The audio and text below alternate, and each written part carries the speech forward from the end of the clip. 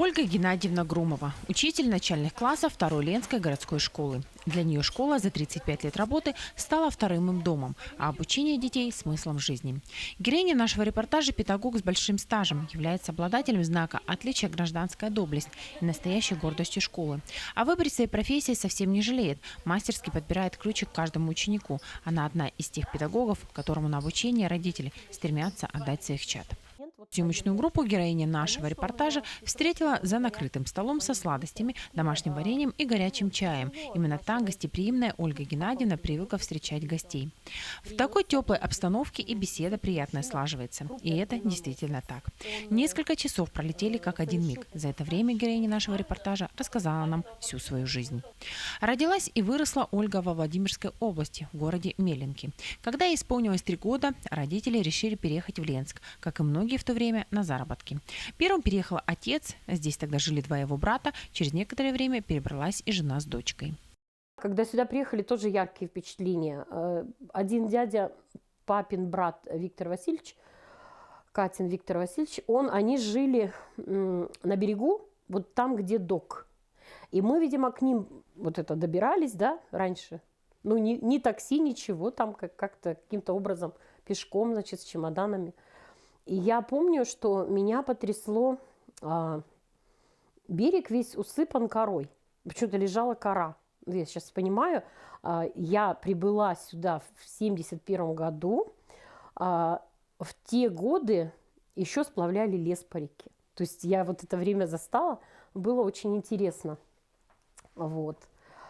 И все, и дальше вся моя судьба вот связана с Ленском. То есть немножко детский сад, немножко, ну не немножко, а школа, дальше, естественно, но не до 10 класса, до 8 класса.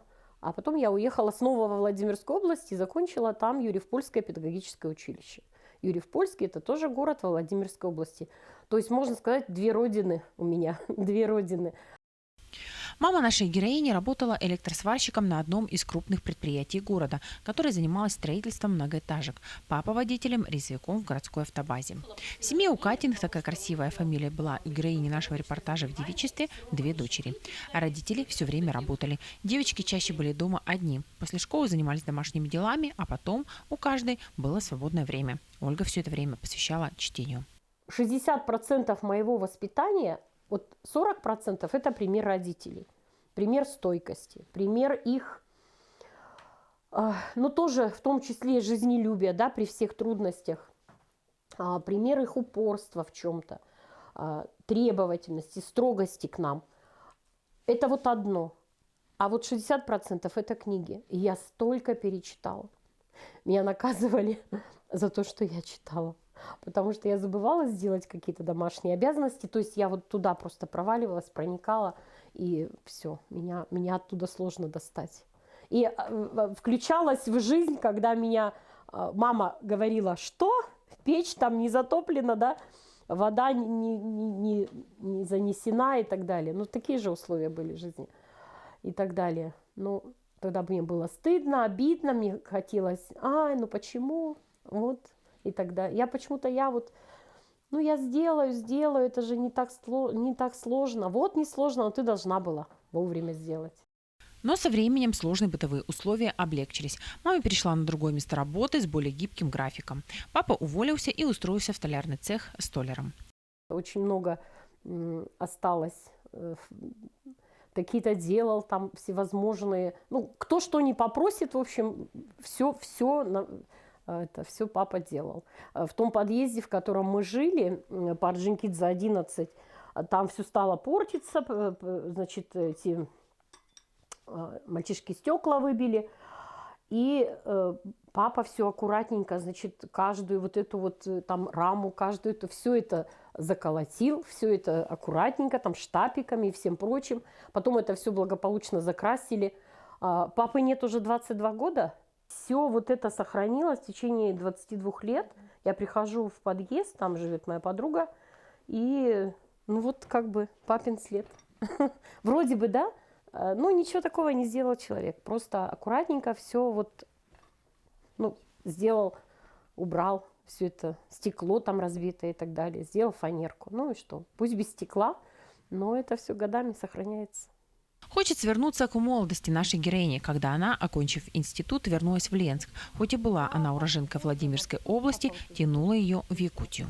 Хотя там были перспективы, можно было остаться во Владимире, можно было остаться, поехать в Москву, можно было. У меня сестра двоюродная жила в Санкт-Петербурге, а я и не помышляла. Вот Ленск. Приехала в школу, пойти постеснялась. Но думаю, как-то неудобно. И тоже такое вот какое-то мышление, да, такое, может быть, узкое какое-то мышление, да, не знаю, консервативное или, ну, воспитание то, наверное, советское, да, что вот я именно должна пойти в свою школу работать почему-то. Ну вот меня так выучили, научили. И ко мне пришла учительница нашей школы, начальная Фаина Николаевна, а это был 80... до этого я отработала 1 год в деревне во Владимирской области. Всего год там отработала, молоденькая. Как-то вот мы приехали, такие девчонки 18-летние, нам прям доверили классы, доверили эту школу. Хотя в 1 классе у меня было всего 5 человек. Там маленькая, малокомплектная школа. А сюда я вышла уже на 36 человек. И было по-разному, конечно. И вот пришла Фаина Николаевна и говорит: пойдем работать. А мне так неудобно. Я говорю: как я пойду работать? Ой, я даже не знаю, я боюсь, там мои учителя. Она говорит: да ты что, ты же выучилась, бери диплом и приходи. Лилия Леонидовна ждет. Вот это была, видимо, фраза решающая. Лилия Леонидовна ждет. Лилия Леонидовна, наш директор, Улина Лилия Леонидовна. И Ольга пришла, и началась ее трудовая деятельность в новом коллективе 2-й школы. С ностальгией вспоминает героиня нашей передачи начало своей карьеры. Как она, преодолевая сложности, страх, шаг за шагом, уча детей, училась многому сама. Через полгода после трудоустройства Ольга встретила будущего мужа, а еще немногим позже родила дочь. Через год – сына. Ушла в декрет, уехала в Липецк. Но в скором времени семья вернулась в Ленск и осталась здесь насовсем. Сегодня дети героини нашего репортажа выросли, живут в других городах. Сын в Великом Новгороде, дочь в Петергофе. Мама приезжает к ним только в гости. С мужем Ольга Геннадьевна много лет назад разошлась. Живет с тех пор одна. Все время посвящает любимой работе, а те моменты, которые остаются, она тратит на свои интересы. Кабинет первоклашек пестрит памятками к каждому уроку. Это результат вчерашних пройденных тем. У доски Ольга Геннадьевна. Мы наблюдаем за уроком математики. Начинает учебный день учитель традиционно с небольшой разминки. Обязательно зевнуть, ловко хвостиком вильнуть, а волчата спинку выгнуть и легонечко подвинуть. Динь-делинь, звонок, продолжается урок. А разминка настроила ребят на учебу. Ольга Геннадьевна объясняет новый параграф. Ведет с учениками диалог на тему умножения и деления. После каждого вопроса лес рук. Всем хочется выйти к доске. Учительница вызывает выборочно. Ольга Геннадьевна четко знает, как объяснить, когда ребенок ошибся, и похвалить, когда хорошо усвоил материал. 0 умножить на 4 равно 0. И 0 плюс 16 равно 16. В завершении урока ребятам задано сделать несколько номеров самостоятельно и сложить тетрадки стопкой на учительском столе. Звенит звонок и перемена.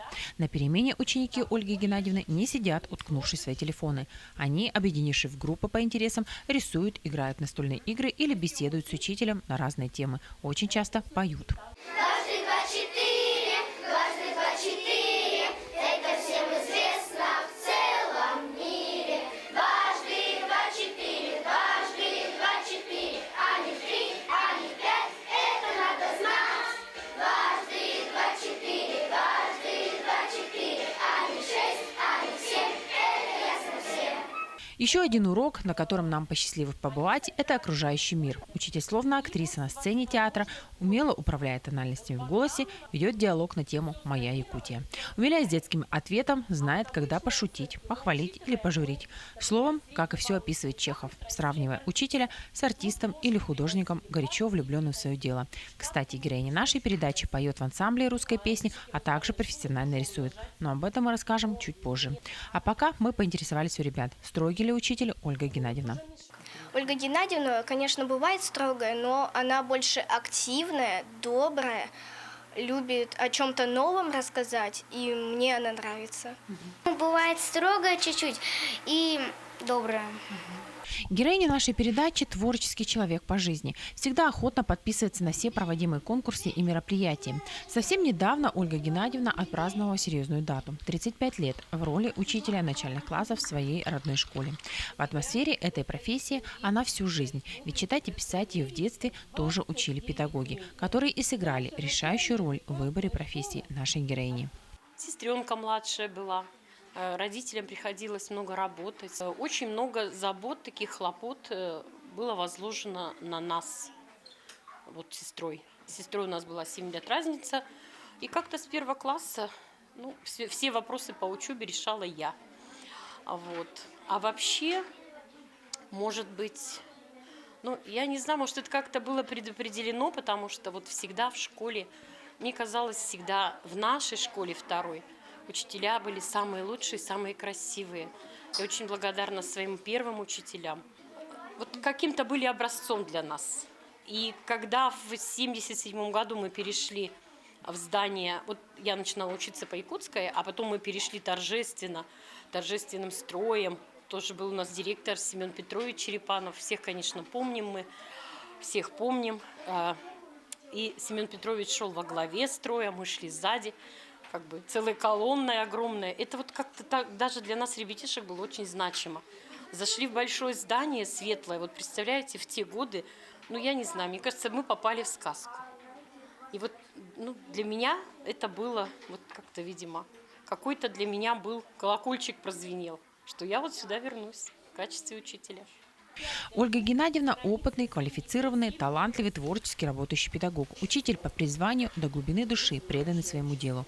Она любит детей и очень любит свою профессию. На уроки старается вовлекать всех ребят, чтобы каждый работал и был активным. Самый верный способ сделать это – заниматься проектами. Вот такой тезис, сборник тезисов. И вот, одна девочка о бруснике.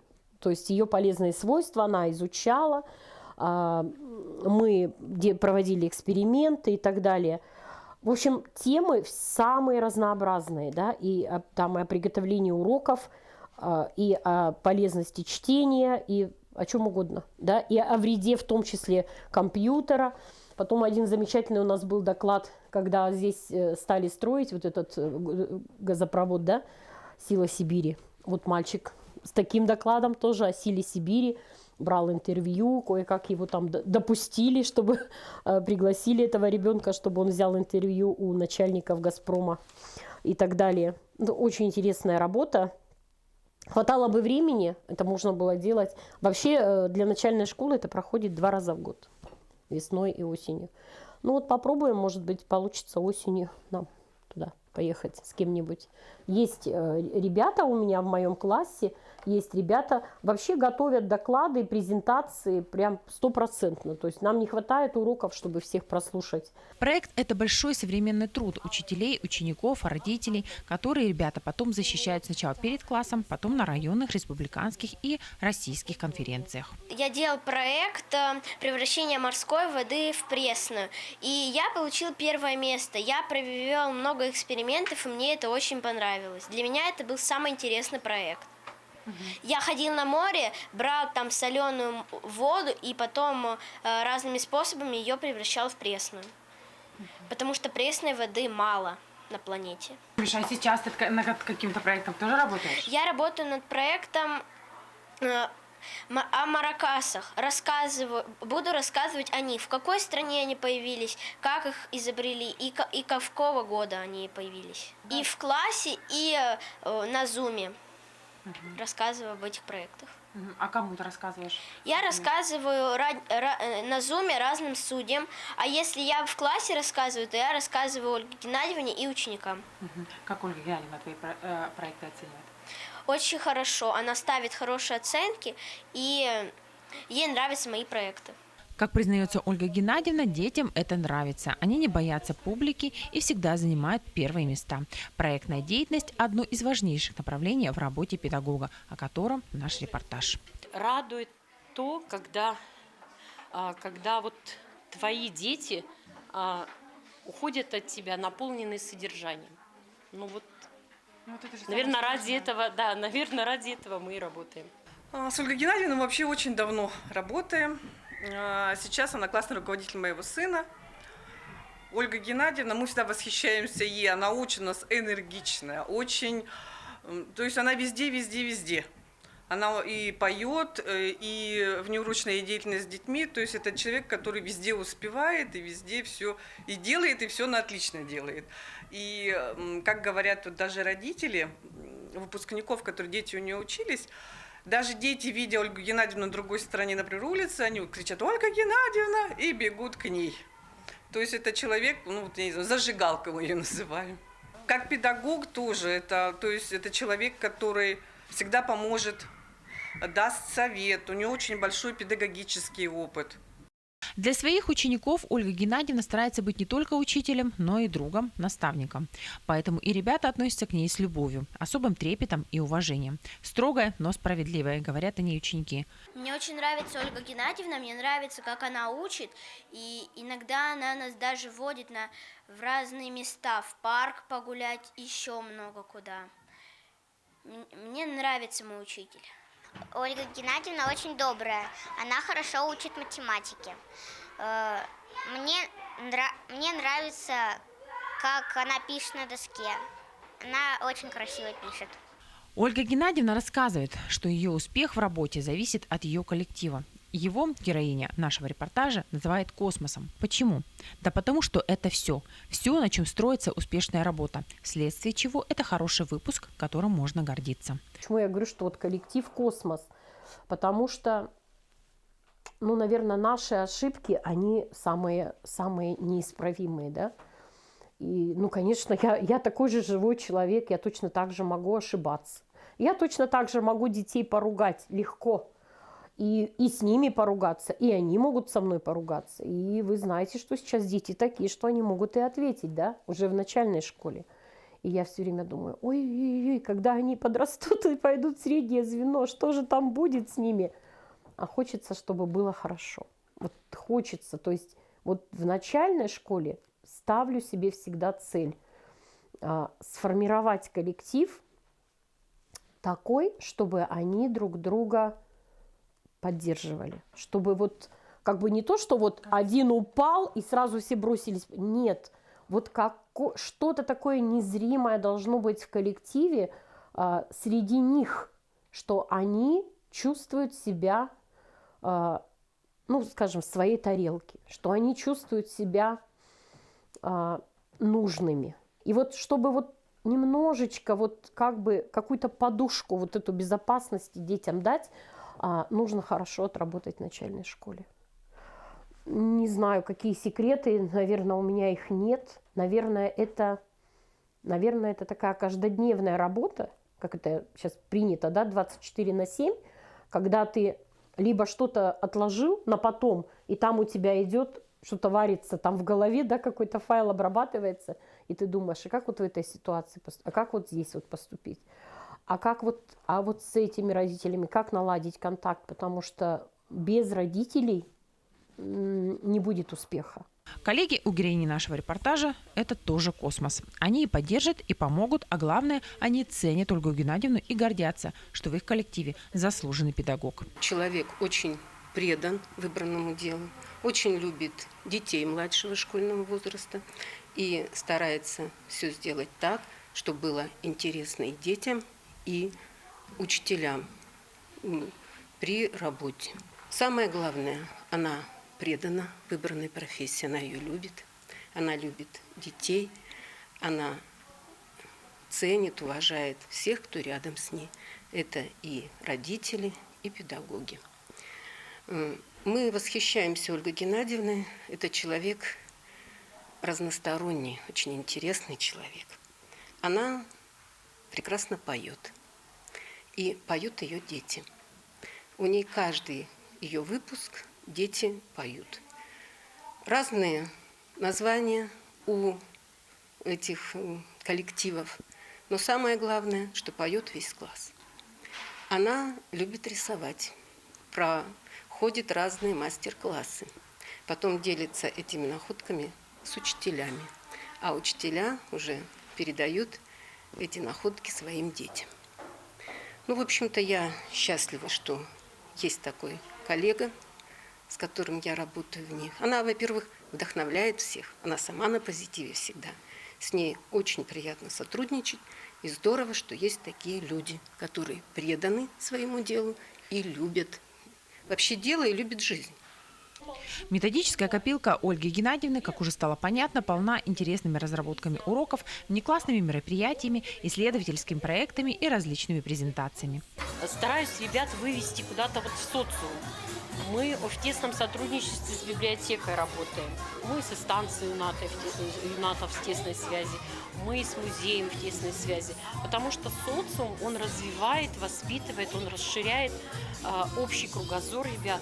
Под руководством Ольги Громовой ученики с первого года обучения осваивают азы информационной грамотности. Ежедневно после уроков класс общается в мессенджере WhatsApp. Там учителем создана группа, где ребята, выполнив задания, обсуждают их все вместе. В прошлом году класс Ольги Геннадьевны посвятили в «Зеленые пионеры». Помимо них еще 40 ребят пополнили их ряды. Постоянно юные защитники природы совершают добрые дела под чутким руководством наставником своей учительницы Ольги Геннадьевны. 25 молодых саженцев высадили новоиспеченные «Зеленые пионеры» на территории своей школы. С раннего утра во дворе заведения кипела работа. Педагоги подготовили места для высадки, родители принесли саженцы различных деревьев. Это березка, рябина, яблоня, сирень и даже елочки. С каждым годом ряды небольшого пришкольного лесочка редеют, поэтому педагогу отряда «Зеленых пионеров» пришла идея начать высаживать молодые деревья.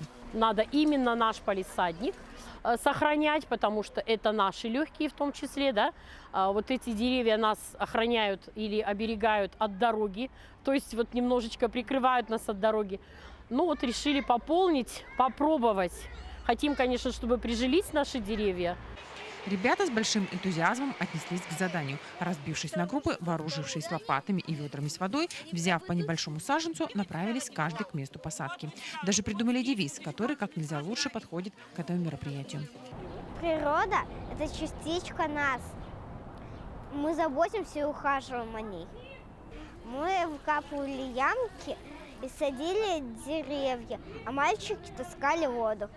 Посадка деревьев прошла успешно. Все дети получили положительные эмоции. Все высаженные деревья прижились. Для героини нашего сюжета выбранная профессия – это ее жизнь. Ольга Геннадьевна помнит всех своих выпускников. Со многими общается до сих пор. Я помню всех, и я помню всех, кто и добивается успеха такого вот, ну как считается, значимого успеха. Кто-то закончил там университет, кто-то работает руководителем. Всех помню, всех ценю. А кто-то просто вот в жизни состоялся, просто стали хорошими людьми, живут и в нашем городе, и в Новосибирске. И, кстати, ну, я активно, в общем-то, в соцсетях участвую. Как раз вот с такой целью я поддерживаю связь со многими-многими учениками.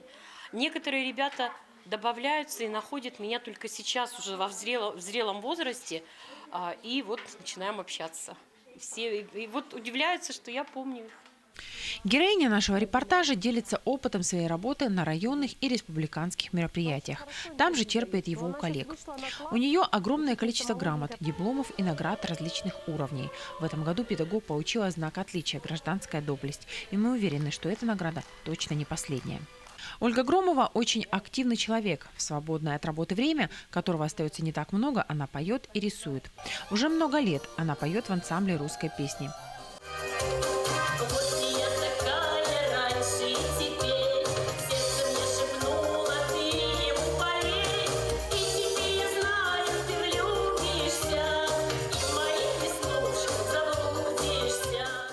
Репетиция хора проходит 2 раза в неделю, вечерами. Ансамбль, признается Ольга Геннадьевна, ее второй дом.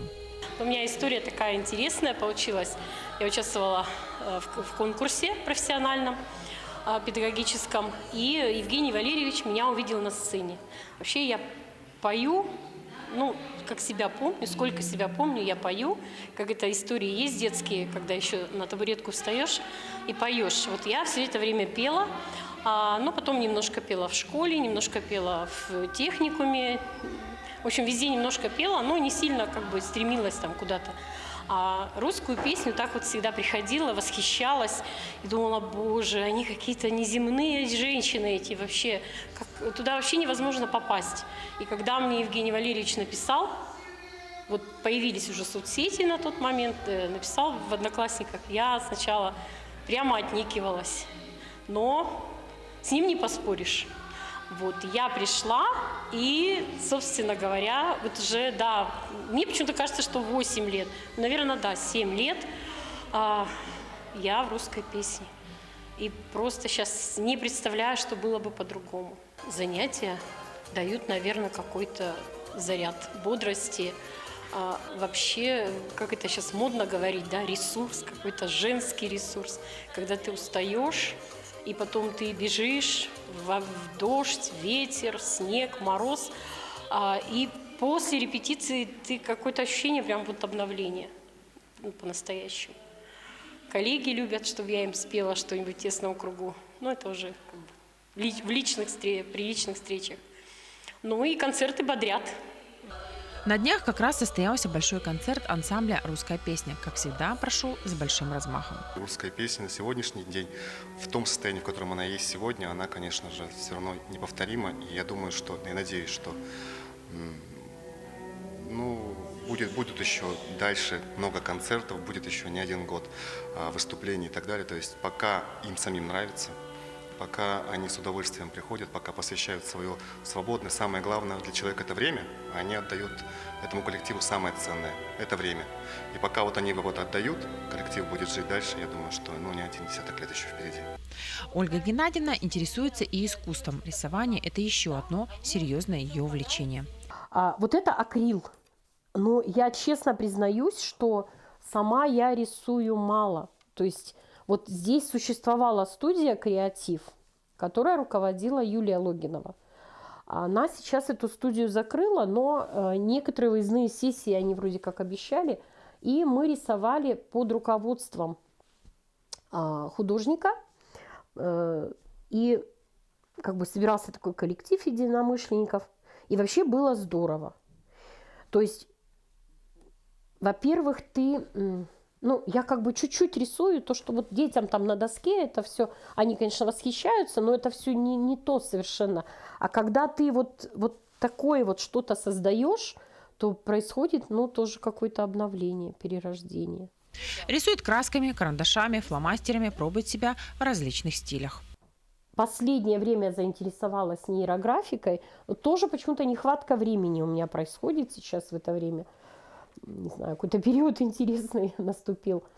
Нейрографика – это отдельное направление. Оно вроде бы и с одной стороны лечит, с другой стороны и интересное направление. Про это, наверное, долго можно говорить. Рисую фломастерами, карандашами цветными. Сами осваиваете? Да, осваиваю сама. Угу. Еще одно увлечение педагога, точнее сказать хобби, это коллекционирование колокольчиков и сов. Огромное количество их украшает сервант в гостиной героини нашего репортажа.